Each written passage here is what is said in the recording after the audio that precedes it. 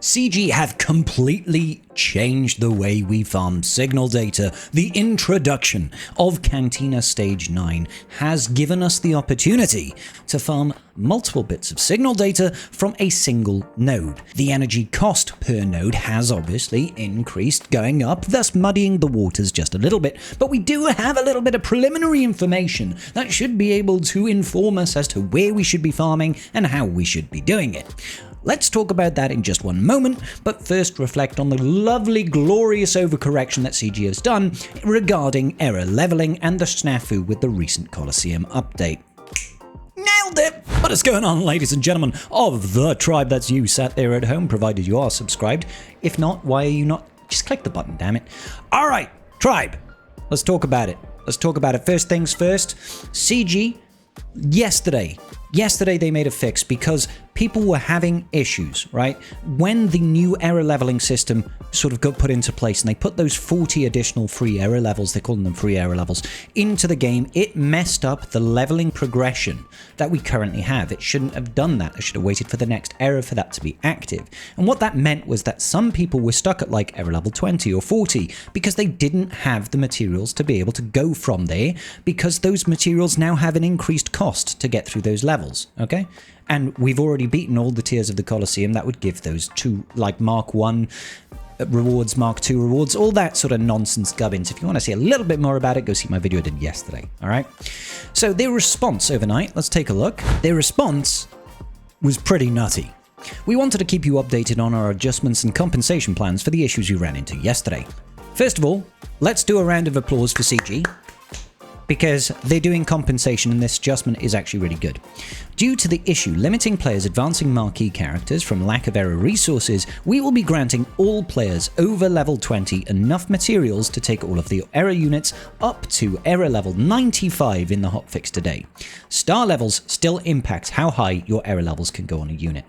So what they're saying is you should be able to, everybody from a free-to-play perspective, if you have been playing in Colosseum throughout the era, you should be able to get all of your marquee units up to error level 65 by the end of each era. That was their original proposition to us, the original promise that they made when the error system came into place. Error level 65 translated into Gear 12 units at the end of it. The last update kind of threw that out of whack if you hadn't been leveling all your units together across the board, right? Left me in a position where I had some characters at like error level 70, some at 65, some at 20, and some at 45. It was all kind of a smorgasbord of levels, and I couldn't get any resources without spending real world money or by using crystals from the store, and I didn't want to do that, and there were loads of people in the same position as I was. CG have realized and they've said, okay, we're giving you all the mats that you can just max out all the error levels on all your characters. Huge, huge value. Except for one very niche group of players. The very niche group of players who took their characters up to error level 95, which is ridiculous money. That's like $500 per character. If you are one of those people, this really boned you. And I'm using the word lightly because you spent a boatload of money and you're not really getting a whole lot back for it. I know this here, you're getting nothing back for it in this way, but there is some other compensation coming in a second that we will talk to. But everybody else basically had a net win. If you paid for 85, sure, fine. You're still going to 95, right? You're still getting free materials. Yes, you can complain saying, oh, I spent real world money on other things, and now everybody else gets it for free. Well, I mean, they still have to get the star levels, so they still paid some money, and it's not like you're not also benefiting. It's just, I get it, it can be annoying. I paid for 85 on all my characters. I'm alright with it. It's fine. It is what it is. I get people are not going to be universally happy, but there is no real one solution fits all, I think, for this. Okay, note 1, the dusting of any leftover materials will be reduced by half for this error for the granted error materials. All of these crap, okay, all of that error leveling stuff that gets you to basically the free stuff to 65, that's going to be halved, but you've just kind of received double the amount of rewards, so it kind of evens out, I guess. And error leveling currency as well, because they gave us enough to basically max out all the characters, so it kind of makes sense to half it. That is fine. We are disabling error merchandise for the remainder of the Andor era in the hotfix today. This is great, because you should be at max for everything. So they're making sure there is no way you can spend any more crystals or any more cash on this era leveling stuff that's going to give you nothing. A hotfix today resolves the issue where players couldn't progress in Colosseum. This is great. Colosseum game mode was bugged, but it was bugged for everybody. It's not like people were disenfranchised from other people, but it's good that it actually works now. For the folks who purchased Era Material Bundles 6, 7, and 8, or Era Materials Cash, we will be sending you a make good equal to the value of those bundles in crystals in a separate release. There's no sign of when this is going to come, but if you spend any crystals on era leveling mats, probably in this window, you're going to get refunded in crystals, which is, I guess that's the next best thing. For the folks who completed the journey guide for Cassian Undercover and reached 7 stars on him before yesterday's release, we will be sending you a make good in a separate release. I believe this is coming in our in the new era. Because Colosseum ran into issues, we're going to be sending all eligible players 1,000 extra era shipment currency in a separate release. That's quite nice, you know, an extra 1,000 currency. That's cool. It's, you know, going to be just under a third of what we'll need now for an Erodium Lightspeed token when the price changes come in. And for those of you who had that Cassian Journey Guide at 7 stars, so if you got him 7 stars straight away, basically, prior to today's update, in future compensation, you're going to get 3,000 crystals, but not only that, you're also getting an Episode Pass Plus for the entire duration of the next era, which is quite nice. Okay, so the Pass Plus, I think it's like 30, 40 bucks. All it is, what that is, let's show it up here. So every single 2 weeks, we get an episode, and the Episode Pass gives you all the extra juicy stuff up at the top here. That, I believe, for the standard pass is 20 bucks for that 2 weeks, right? For that 2 weeks, for that month. The Pass Plus gives you an extra 10 free levels. Gives you an extra 10 free levels, and I think it's 30 or 40 bucks. And they're giving you 3 of them. So every era, you're going to be getting the extra shards for each marquee, which is great. All of the extra episode currency, all the extra Zetas, the Omicrons, the Chirotech, the Impulse Detectors, everything along here, and the extra era leveling currency, and the ability then to progress through your episode quests. Your episode's quests that we get throughout the entire era. Over here, I'm talking about these down here. These will all unlock, meaning you will level up faster. And like I said, you'll get those 10 free levels. Now, personally, for me, the value is not the episode pass plus, it's just the base pass. And that's still 20 bucks times 3, or 40 bucks if you want to count the actual value of the pass plus, right? You're looking at a good amount of money, you know? So there's obviously going to be 3 months of this. So 2, 4, 60 bucks. If you want to add the total value, it's going to be up to like 100 bucks basically, or 40, 80, 120, or if it's $30, I can't remember what it is, 30, 60, 90, right? So that's all really good value. And then an extra 3,000 crystals as well. And the only way we can really do a direct comparison of that is if we look at this pack here, which is about 20 bucks, and that's about 3,000 crystals. So you're probably looking somewhere in the region of 100 bucks compensation if you already had that 7-star Cassian, which is, you know, to be honest, it's a lot more than I was expecting CG to give as compensation. Does it make up for the people that have gone to 95 straight away day one and now are really out of pocket? Like, not really. No, not even close. But what would have been nice from CG, I guess, is anybody that had full era level 95 characters at the end of this era pass immediately get all of the currency to go straight to 95 again. That would have been a nice way to compensate those specific groups of whales, because they did get hit really hard by this. Not necessarily directly, it's just the value of the money that they spent has gone to 0.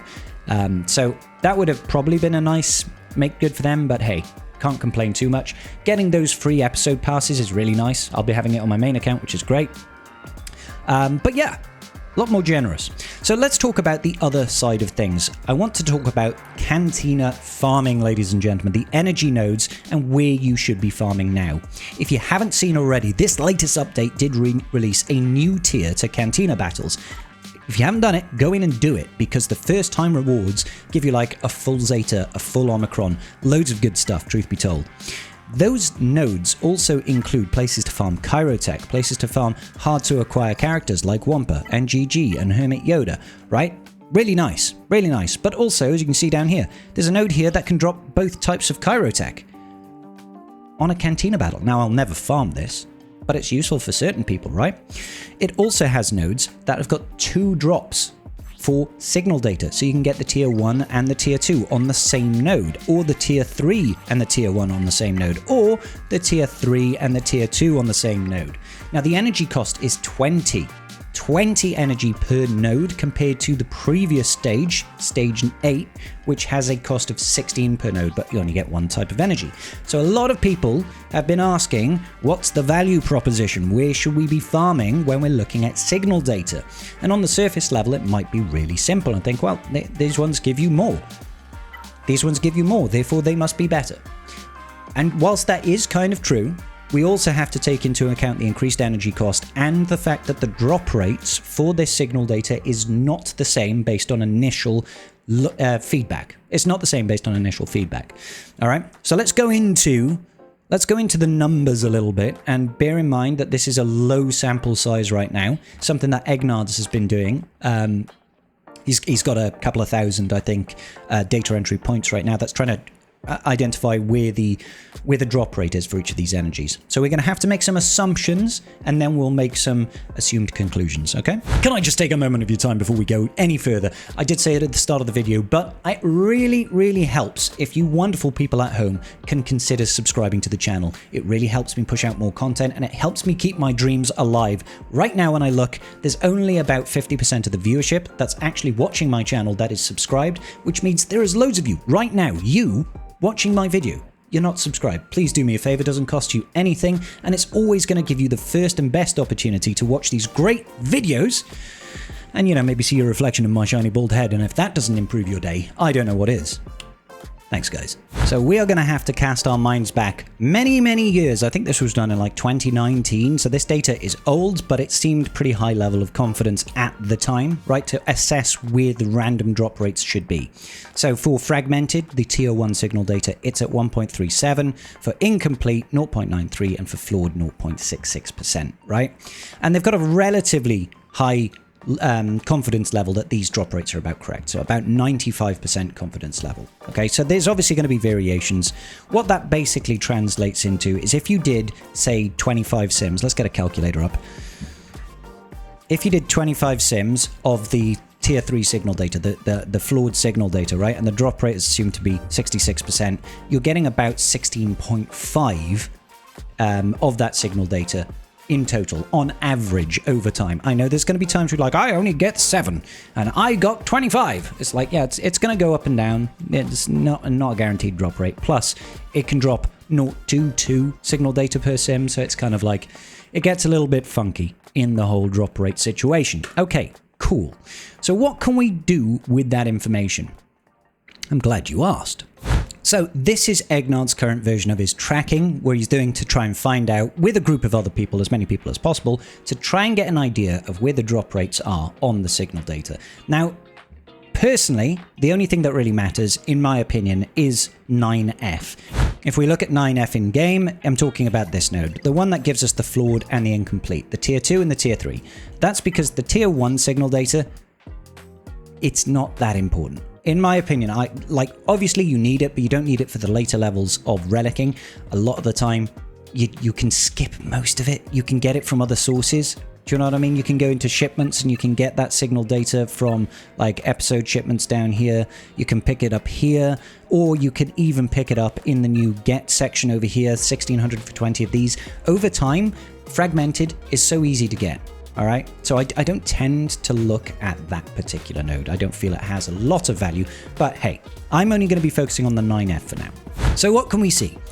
Based on the numbers so far for 9F, we are looking at a drop rate of about 47.13% for the tier 3 signal data, the flawed, and 66.47% for the incomplete or the tier 2 signal data. And that is a little bit lower than what we were seeing in sector 8 on the individual nodes, right? Because if we compare it here, we've got incomplete being 0.93, it's down to 66, 0.66 down about 20%. So a 20% drop there, and what, like a 28% drop roughly. You can see the numbers still dynamically updating over here. So there is a slight difference here in the drop rates. It is lower, and let's also account for the fact that the energy cost is higher.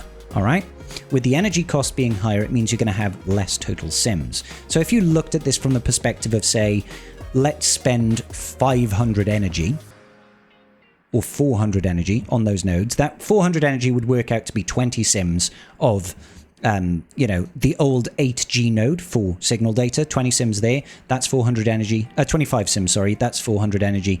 And then you did 20 sims of 9F, this new one, that's going to be 400 energy as well. Then you start to have a comparison. So we just have to do, how much on average would 20 sims of those nodes work out to be. Now, I am not a super clever, super smart maths person, guys. I am bald Welshman who drinks too much on a Friday night, all right? I can do some stuff, I can make some basic assumptions, but I won't pretend to be the nitty-gritty. So what I did was I took all this information and I fed it into our favorite AI generative platforms to do the math for me and give me some advice based on a few principles. Let's talk about that. So what I did is I put in all of this information, basically the old signal data drop rates, the new ones on the new nodes, and I asked it, what's actually more efficient, right? What's more efficient? And when it came to the takeaways here, it says node 1, which is essentially the incomplete signal data on 8, so 8F I want to call it. That gives you, that gives you the most, right? But that's just a load of tier 2, right? Node 2 is the best for, obviously, the top tier signal data flawed, because that one just gives you that lower energy cost, higher drop rate. Obviously, it means you're going to get more. And the bottom one gives you less overall, but obviously both. It says, over a full year, node 3 is actually less efficient. But that didn't sit right with me. That didn't feel about right. So what I did instead is I said, okay, let's keep using this same information. And let's put it in the context that I would use this information, right? So what I told it, and this made sense in my brain, was at the end of every era, I'm guaranteed to have people call me out in the chat saying, it's era. And I'll be like, no, I'm British, bro, it's era. And then they're like, but you call it error. I was like, I know. All right, shut up. Cache.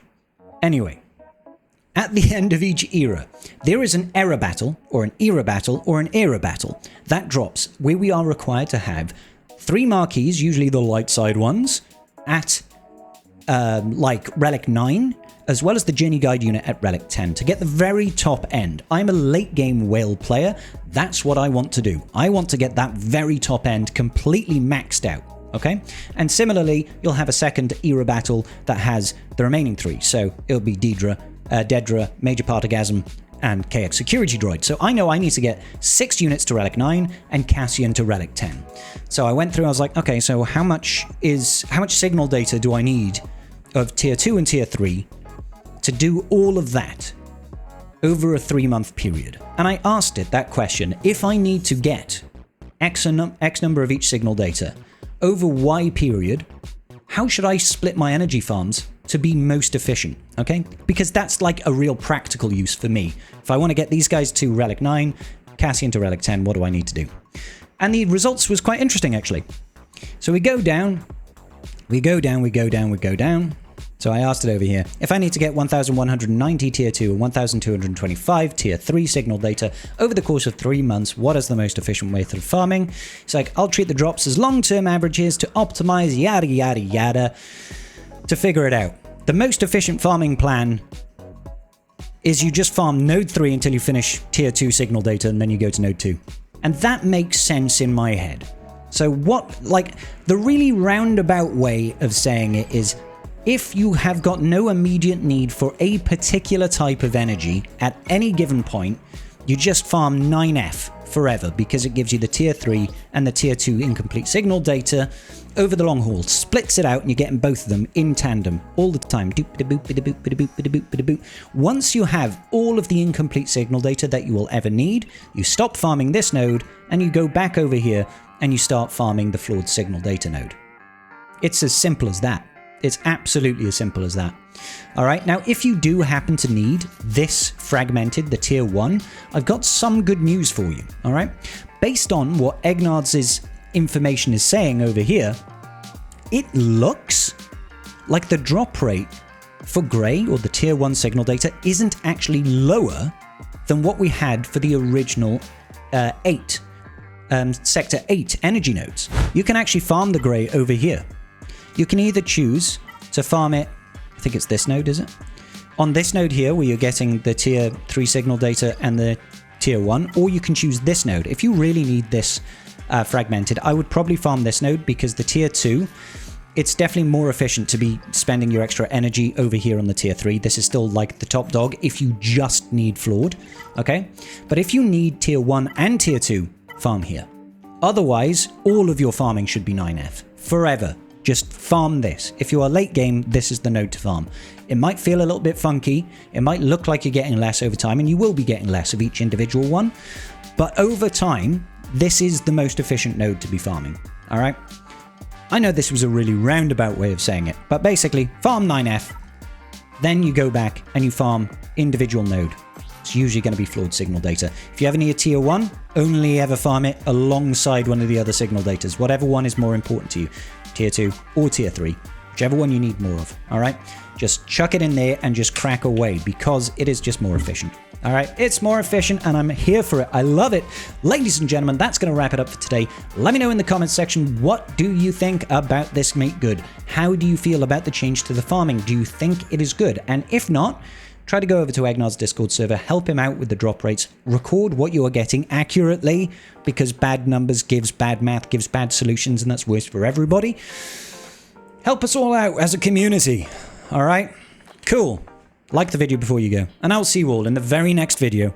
Peace out, and may the Force be with you.